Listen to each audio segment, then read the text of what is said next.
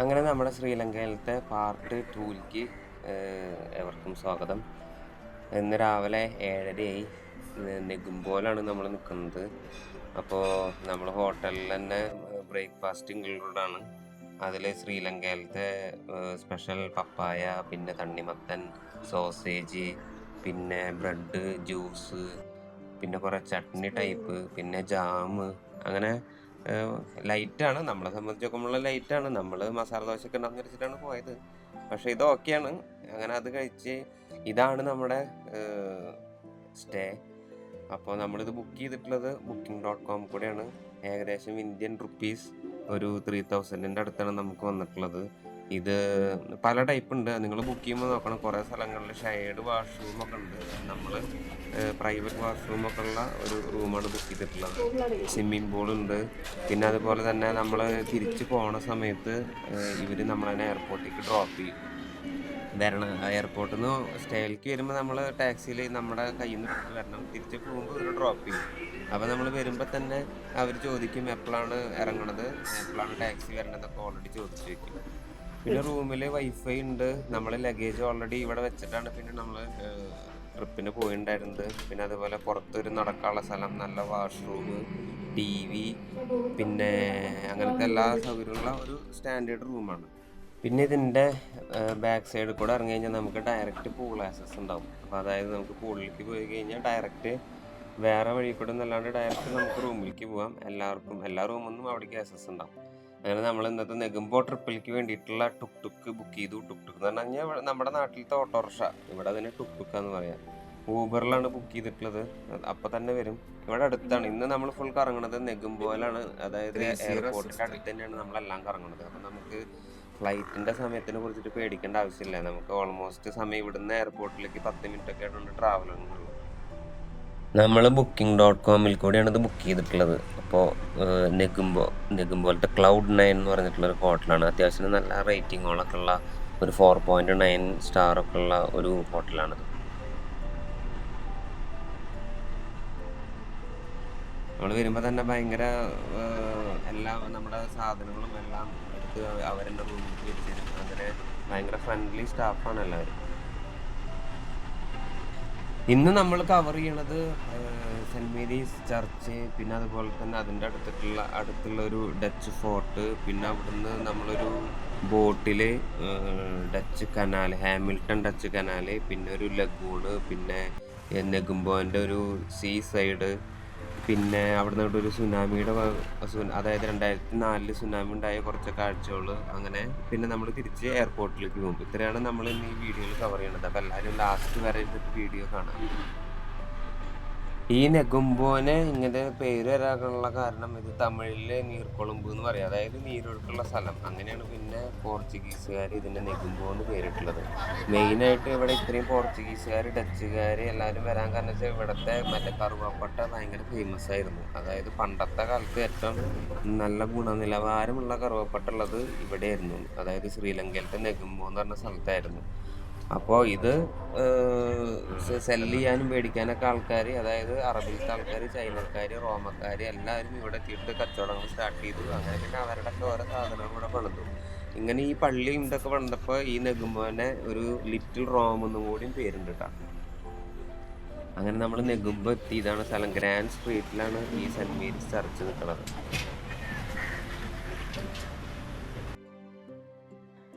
1874 ഈ cent Mary's ചർച്ചിൻ്റെ നിർമ്മാണം start ചെയ്തിട്ടുള്ളത്. എന്നിട്ട് ഏകദേശം 48 കൊല്ലം കഴിഞ്ഞിട്ട് 1922 ഫുള്ളായിട്ട് അവസാനിച്ചത്.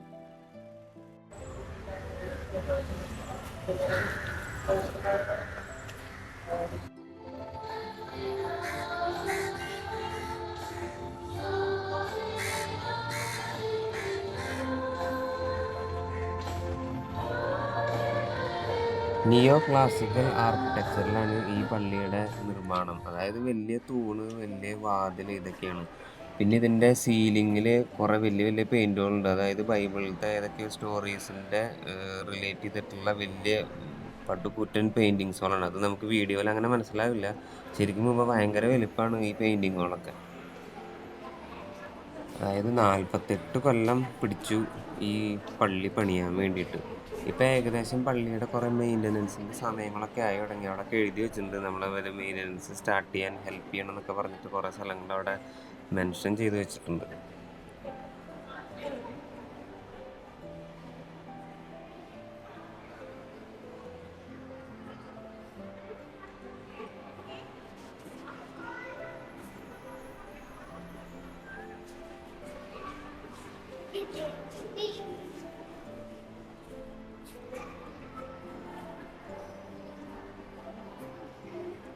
കണ്ട ഇവിടുത്തെ ജൂബിലി ഇയർ ആഘോഷിച്ച് തന്നെ, അതായത് 125ാമത്തെ ജൂബിലി ആഘോഷിച്ചത് 1999ലാണ്.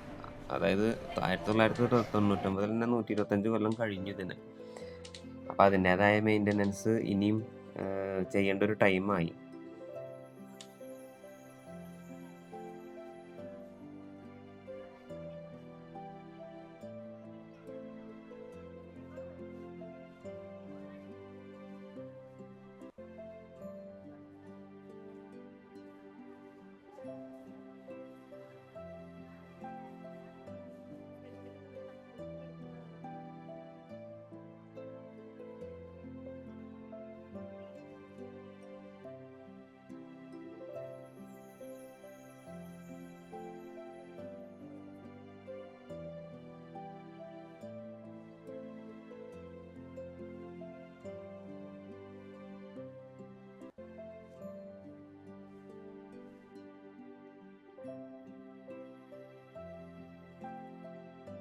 പണ്ടത്തെ കാലത്ത് ആൾക്കാർ പ്രസംഗിച്ചത് ഈ ഒരു സാധനത്തുമ്മ നിന്നിട്ടാണ്.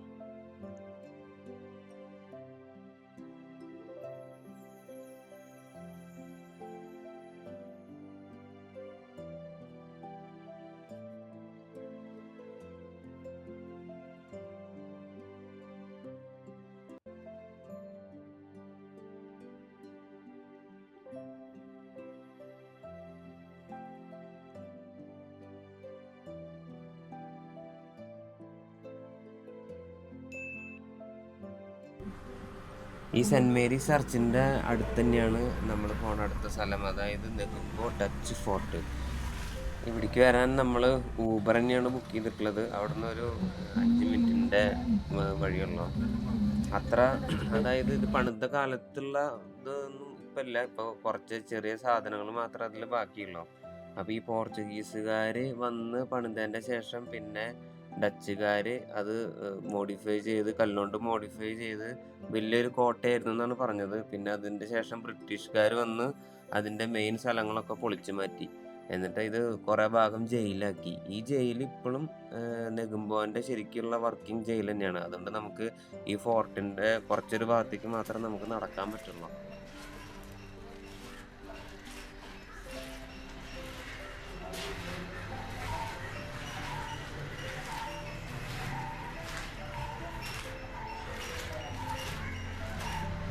പണ്ടത്തെ കാലത്തുണ്ടായിരുന്ന ഈ കറുവപ്പട്ടയുടെ ഒക്കെ ബിസിനസ് സംരക്ഷിക്കാനും അതിനൊക്കെ വേണ്ടിയിട്ടായിരുന്നു ഈ പോർച്ചുഗീസുകാരെ ഈ ഡച്ച് ഫോർട്ട് ഇവിടെ പണിതിട്ടുള്ളത്. ഇതിവിടെ പണിയാൻ കാരണം ഇത് ഈ നെഗുംബോ ലഗൂണിൻ്റെയും ബീച്ചിൻ്റെ ഇടയിലും ഒക്കെ അടുത്തായിട്ടാണ്. അപ്പോൾ ഇവിടുത്തെ മെയിൻ പണ്ടത്തെ ഒരു ട്രാൻസ്പോർട്ടേഷൻ എന്ന് പറയുന്നത് ഈ ഒരു കനാലൊക്കെ ആയിരുന്നു. നമ്മുടെ ആലപ്പുഴ ഉള്ള പോലത്തെ ഒരു കനാലായിരുന്നു ഫുള്ള് ട്രാൻസ്പോർട്ടേഷന് വേണ്ടി യൂസ് ചെയ്യുന്നത്. അപ്പോൾ അതിൻ്റെ സെക്യൂരിറ്റിക്ക് വേണ്ടിയിട്ടാണ് ഇത് കനാലിൻ്റെ സൈഡിൽ പണിതിട്ടുള്ളത്. ഈ ഡച്ച് ഫോർട്ടിൻ്റെ അടുത്ത് തന്നെ ഉള്ളൊരു പള്ളിയാണ് ഈ സെൻറ്റ് സ്റ്റീഫൻ ചർച്ച്. അതായത് 1870 കാലഘട്ടങ്ങളിൽ ബ്രിട്ടീഷിൻ്റെ ഭരണകാലത്ത് ഉണ്ടാക്കിയിട്ടുള്ള ഒരു ആംഗ്ലിക്കൻ പള്ളിയാണ്. അതായത് ഒരു സിമ്പിളായിട്ട് ഒരു ഗോത്തിക് ആർക്കിടെക്ചർ കൊണ്ട് ഉണ്ടാക്കിയിട്ടുള്ള ഒരു പള്ളിയാണിത്. അങ്ങനെ നമ്മൾ അവിടെ നിന്ന് കയറി ഇനി അടുത്ത് നമ്മൾ പോണതാണ് ലഗൂൺ ട്രിപ്പ്. അതായത് ശ്രീലങ്കയുടെ തന്നെ ഒരു ലഗൂൺ ഐലൻഡ്, പിന്നെ അതുപോലെ തന്നെ മങ്കി ഐലൻഡ്, ഡച്ച് കനാൽ, ഇതിൽ കൂടെ ഒക്കെ. അങ്ങനെ നമ്മൾ അവിടെ ഉള്ള ഒരു ഓട്ടോറിക്ഷക്കാരനായിട്ട് വർത്തമാനം പറഞ്ഞ് പ്രൈസൊക്കെ സെറ്റ് ചെയ്തു. അങ്ങനെ ആള് അവിടെ, അതായത് നമുക്ക് ബോട്ടിൽ ഫുഡ് ഉണ്ട്. അപ്പോൾ ആൾ ഫുഡ് കളക്ട് ചെയ്യാൻ വേണ്ടി വീട്ടിലേക്ക് പോയി. എന്നിട്ട് അത് കഴിഞ്ഞ് നമ്മൾ കനാലിൽ കയറി. ഇതാണ് ഹാമിൽട്ടൺ കനാൽ, അല്ലാന്നുണ്ടെങ്കിൽ ഡച്ച് കനാൽ.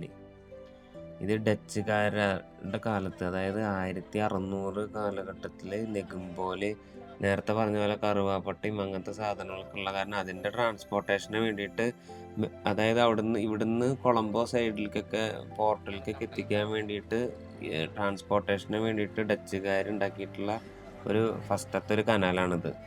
ഇതിൻ്റെ ഈ ഹാമിൽട്ടൺ എന്ന് പേര് വരാൻ കാരണം എങ്ങനെയാണെന്ന് വെച്ച് കഴിഞ്ഞാൽ ബ്രിട്ടീഷ് ഭരിച്ചിരുന്ന ഒരു ഹെവിൻ ഹാമിൽട്ടൺ എന്ന് പറഞ്ഞ ഒരാൾ ഈ നെഗുംബോ എന്ന് പറഞ്ഞ സ്ഥലത്തേക്ക് ഉപ്പ് വെള്ളം കയറാണ്ടിരിക്കാനും പിന്നെ അതുപോലെ ട്രാൻസ്പോർട്ടേഷൻ ഈസി ആക്കാനൊക്കെ വേണ്ടിയിട്ട് ഇത് റീനോവേറ്റ് ചെയ്തു. അങ്ങനെയാണ് പിന്നെ ഇതിന് ഹാമിൽട്ടൺ കനാൽ എന്ന് പേര് വന്നത്.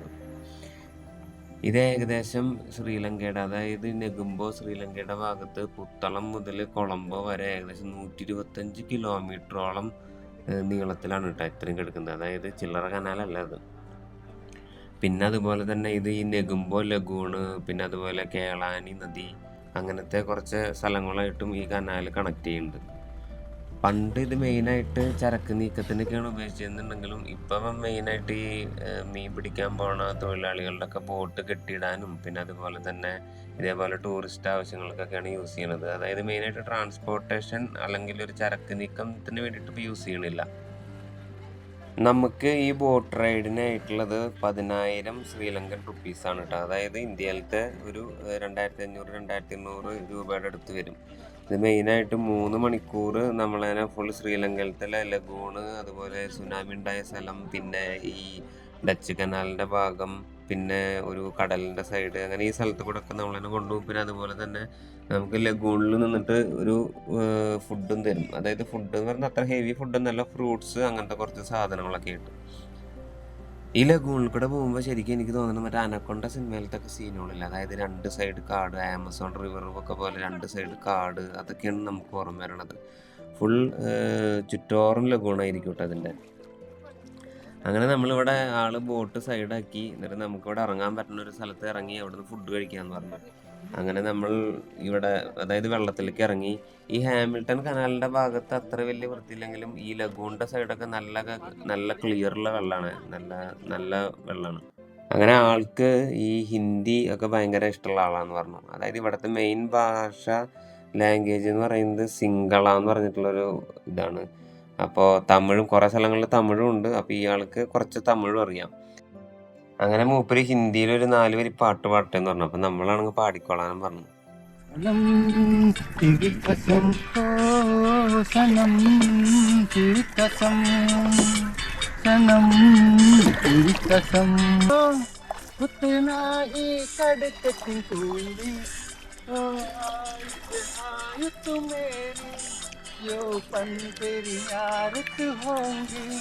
कितना तड़पाए कि मुझको उतना ही कड़कती होंगी ओ आयु तू मेरी यो पन तेरी यारत होंगी ये पूछ नहीं बजरा सनम सनम तेरी कसम ओ सनम तेरी कसम सनम तेरी कसम.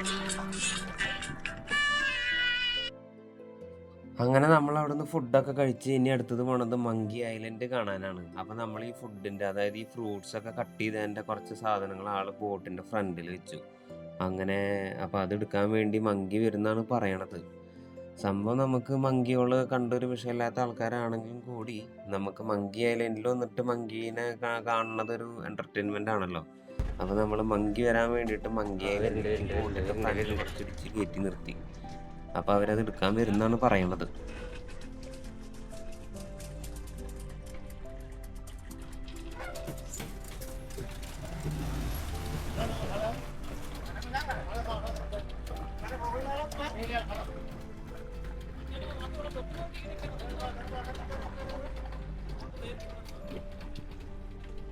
ഫുഡ് നമ്മളാണ് കൊടുക്കണമെന്നുണ്ടെങ്കിലും സൈഡിൽ വേറെ ടൂറിസ്റ്റുകളൊക്കെ ഉണ്ട്, വേറെ ബോട്ടിൽ ഇത് കാണാൻ വേണ്ടി നിൽക്കുന്നുണ്ട്.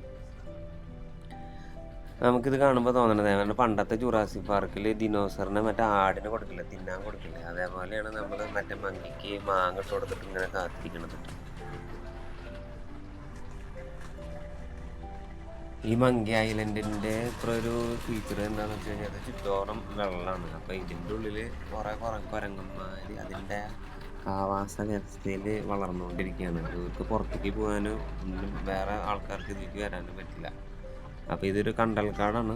അപ്പോൾ ഇതിൽ വർഷങ്ങളായിട്ടുള്ള മങ്കികൾ ഇതിൻ്റെ ഉള്ളിലുണ്ട് എന്നാണ് പറയുന്നത്. ഇത് ഈ ലഗൂണായ കാരണം ഈ അധികം, അതായത് ലാൻഡ് അധികമില്ല. ഇതിൻ്റെ വേരിൻ്റെ അങ്ങനത്തെ ഒക്കെ കുറച്ച് സ്ഥലങ്ങളുണ്ടെങ്കിലും കൂടി അധികം ലാൻഡില്ല. ഈ മങ്കികളൊക്കെ കൂടുതലും താമസിക്കുന്നത് ഇതിൻ്റെ ഉള്ളിലായിരിക്കും. പിന്നെ അതുപോലെ ഈ മങ്കിയുടെ കുട്ടികളെയൊക്കെ പിടിക്കാൻ വേണ്ടിയിട്ട് പരുന്ത് അല്ലെങ്കിൽ അങ്ങനത്തെ സാധനങ്ങളൊക്കെ വരുമ്പോൾ ഈ മങ്കി ഇതിൻ്റെ ഉള്ളിൽ, അതായത് ഈ വള്ളികളുടെ ഉള്ളിലേക്ക് കയറിയിട്ട് പോകും. അപ്പോൾ അതാണ് നമ്മൾ ബോട്ട് നിർത്തി കുറേ നേരം കഴിഞ്ഞപ്പോൾ ഇതിൻ്റെ മേലെ ഒരു പരുന്തൊക്കെ നിൽക്കുന്നുണ്ടായിരുന്നു. ആ പരുന്തൊക്കെ പോയതിൻ്റെ ശേഷമാണ് പിന്നെ മങ്കി ഇതിൻ്റെ ഫുഡ് എടുക്കാൻ വേണ്ടി വന്നത്.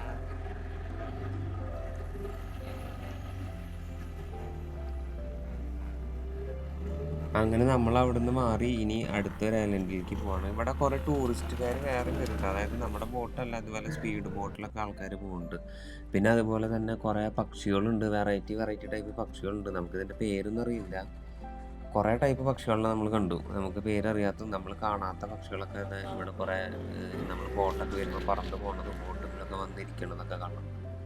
ഇനി നമ്മൾ പോണത് ഒരു ഉടുമ്പിൻ്റെ ഐലൻഡിലേക്കാണ്. ഈ പോണതാണ് വാട്ടർ മോണിറ്ററിങ് ലിസാർഡ് എന്നാണ്, ഉടുമ്പിൻ്റെ കാറ്റഗറിയിൽ വരണതാണ്. ഇത് നമ്മൾ വരുമ്പോൾ ഒരു ടയറിൻ്റെ ഉള്ളിലേക്ക് പോയി. പിന്നെ നമ്മൾ അധികം വെയിറ്റ് ചെയ്തില്ല, നമ്മുടെ എയർപോർട്ടിൻ്റെ സമയമായ കാരണം ആൾ പറഞ്ഞ് കുറേ നേരം കൂടി വെയിറ്റ് ചെയ്താൽ കാണാൻ പറ്റും. പിന്നെ ഇവിടെ 2004 ഒരു സുനാമി ഉണ്ടായിരുന്നു. അതിൻ്റെ സമയത്ത് കുറേ ബോട്ടുകളൊക്കെ ആകെ മറിഞ്ഞിട്ടുണ്ടായിരുന്നു. ആ കാണുന്നതാണ് ഇതൊക്കെ. അപ്പോൾ ഈ സൈഡ്, ശ്രീലങ്കയുടെ ഈ സൈഡിലേക്ക് കുറവാണ്, ഓപ്പോസിറ്റ് സൈഡിലാണ് വന്നതെങ്കിലും കൂടി ഈ സൈഡിൽ ഇതേപോലെ കുറേ ബോട്ടുകളൊക്കെ ഹിറ്റ് ചെയ്ത് കുറേ നാശനഷ്ടങ്ങളൊക്കെ ഉണ്ടായെന്നാണ് മൂപ്പര് പറഞ്ഞത്. അതായത് നമ്മുടെ ബോട്ട് ഓടിക്കുന്ന ആള്.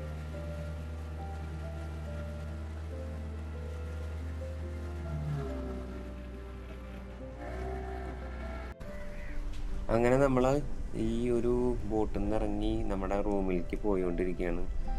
അപ്പോൾ ഇതാണ് ഇവിടുത്തെ കടൽ. നമ്മൾക്ക് കടലിൽ ഞങ്ങൾ ഇന്നലെ പോകണമെന്ന് വിചാരിച്ചായിരുന്നു, പക്ഷേ രാത്രി ഒന്നും അധികം ആൾക്കാരില്ലാത്ത കാരണം നമ്മൾ പോയില്ല. അപ്പോൾ ഇതിപ്പോൾ നട്ടുച്ചയാണ്. നമ്മൾ ഈ ട്രിപ്പ് പോകുന്നത് മെയ് ഫസ്റ്റ് വീക്കാണ് കേട്ടോ. അതുകൊണ്ട് കേരളത്തിലത്തെ ഓൾമോസ്റ്റ് അതേ ചൂടൊക്കെ തന്നെയാണ് ശ്രീലങ്കയിലും, സെയിം കാലാവസ്ഥ തന്നെയാണ്. അപ്പോൾ നമ്മളതിനെ എയർപോർട്ടിലേക്ക് ആക്കാൻ എത്തിയെന്ന് പറഞ്ഞിട്ട് മെസ്സേജ് അയച്ചു അവിടെ ഒരാൾ, സ്റ്റാഫ്. അപ്പോൾ നമ്മൾ അവിടെ ചെന്നു. അപ്പോൾ ആൾ റെഡി ആയിരുന്നു. അപ്പോൾ ആൾ നമ്മളതിനെ എയർപോർട്ടിലാക്കിക്കൊണ്ടിരിക്കുകയാണ്. നമുക്ക് അടുത്ത് തന്നെയാണ് കേട്ടോ. അതായത് ബന്ദർനായക് ഇൻ്റർനാഷണൽ എയർപോർട്ടിൻ്റെ തൊട്ടടുത്ത് തന്നെയാണ് നമ്മുടെ ഈ ഒരു ഹോട്ടൽ. അതായത് Cloud9 എന്നാണ് ഈ ഹോട്ടലിൻ്റെ പേര്. നിങ്ങൾ സെർച്ച് ചെയ്ത് കഴിഞ്ഞാൽ കാണാം. അപ്പോൾ ഇവിടുന്ന് അവർ നമ്മുടെ പാക്കേജിൽ ഉണ്ടായിരുന്നതാണ്. തിരിച്ചു പോകുമ്പോൾ അവർ ഡ്രോപ്പ് ചെയ്യുന്നുള്ളത്, ഫ്രീ ആയിട്ട് ഡ്രോപ്പ് ചെയ്യും. ഈ കാണുന്നതാണ് കേട്ടോ ശ്രീലങ്കയിലത്തെ ബസ്. ഇതിനേക്കാളും ഒരു നല്ലൊരു ബസ് ഞാൻ പിന്നെ ഇവിടെ കണ്ടിട്ടില്ല. ഇതാണ് ഇവിടുത്തെ ഏറ്റവും ടോപ്പ്, നല്ല കാണാൻ ഭംഗിയുള്ള ബസ്. അതുപോലെ തന്നെ ഈ സൈഡിൽ കാണുന്നതാണ് ഇവിടുത്തെ എക്സ്പ്രസ് ഹൈവേ. അത് പാലാണ്, നമ്മളതിൻ്റെ അടിയിൽ കൂടെയാണ് എയർപോർട്ടിലേക്ക് പോണത്. കുറച്ചധികം ദിവസത്തേക്ക് ഇവരൊക്കെയാണെന്നുണ്ടെങ്കിൽ നമുക്ക് അവിടെ തന്നെ ലൈസൻസ് എടുത്ത് നമുക്ക് ഈ ടുക്ടുക്കൊക്കെ റെൻറ്റിന് എടുക്കാം. പക്ഷേ ലൈസൻസ് എടുക്കാൻ കുറച്ച് എമൗണ്ട് ആകും. അപ്പോൾ നമ്മൾ ഒരു ദിവസത്തേക്കൊന്നും വന്നിട്ട് അത് മുതലാവില്ല.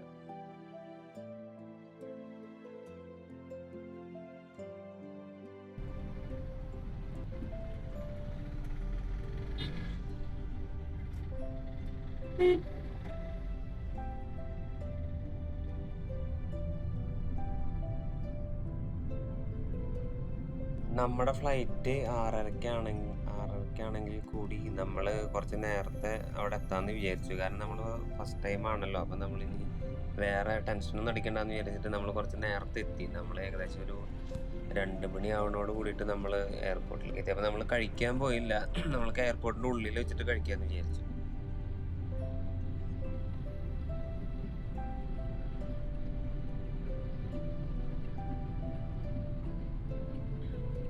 അങ്ങനെ നമ്മൾ ബന്ദർനായക് ഇൻ്റർനാഷണൽ എയർപോർട്ട് എത്തി. നമ്മുടെ ഫ്ലൈറ്റിൻ്റെ ടൈമൊക്കെ കറക്റ്റായിരുന്നു. ഞങ്ങൾ നോക്കിയിട്ടായിരുന്നു പോയത്. ഇപ്പോൾ ഡിലേ ആണെന്നുണ്ടെങ്കിൽ അത്ര നേരം വൈകിട്ട് പോയാൽ മതിയല്ലോ എന്നാണ് ഞങ്ങൾ വിചാരിച്ചിട്ടുണ്ടായിരുന്നത്. പക്ഷേ ടൈമിംഗ് ഒക്കെ കറക്റ്റായിരുന്നു. അങ്ങനെ നമ്മൾ ചെക്കിനൊക്കെ ചെയ്തു, ബോർഡിംഗ് പാസ്സൊക്കെ കിട്ടി, നമ്മൾ ലഗേജ് കൊടുത്തു. പിന്നെ അതുപോലെ അത് കഴിഞ്ഞ് നമ്മൾ ഫ്ലൈറ്റിന് വേണ്ടി വെയിറ്റ് ചെയ്യാണ്. അങ്ങനെ നമ്മൾ കുറച്ച് ശ്രീലങ്കൻ സോവിനിയേഴ്സൊക്കെ എയർപോർട്ടിൽ നിന്ന് മേടിച്ച്, പിന്നെ അവിടെ കുറേ ലോഞ്ചുകളുണ്ട്. അതായത് 4-5 ടൈപ്പ് ലോഞ്ചുകളുണ്ട്. അപ്പോൾ നമ്മളതിലൊരു ലോഞ്ച് കയറി. നമ്മൾ ഫുഡ് കഴിച്ചിട്ടുണ്ടായിരുന്നില്ല. അപ്പം നമ്മൾ അവിടെ നിന്നാണ് പിന്നെ ഫുഡൊക്കെ കഴിച്ച് പിന്നെ അതുപോലെ നമ്മളതിനെ ഗേറ്റ് ഓപ്പൺ ആകാറായപ്പോൾ അവർ അനൗൺസ് ചെയ്തു. അങ്ങനെ നമ്മൾ ഗേറ്റിൻ്റെ അവിടേക്ക് പോയി. 24 മണിക്കൂറിൻ്റെ നമ്മുടെ ശ്രീലങ്കൻ ട്രിപ്പ് ഇവിടെ അവസാനിക്കുകയാണ്. അപ്പോൾ ചാനൽ സബ്സ്ക്രൈബ് ചെയ്യാത്തവർ സബ്സ്ക്രൈബ് ചെയ്യുക, ബെൽ ബട്ടൺ അടിക്കുക, വീഡിയോ ലൈക്ക് ചെയ്യുക. അപ്പോൾ അടുത്തൊരു വീഡിയോ ആയിട്ട് നമുക്ക് ഇനിയും കാണാം. Okay, bye guys.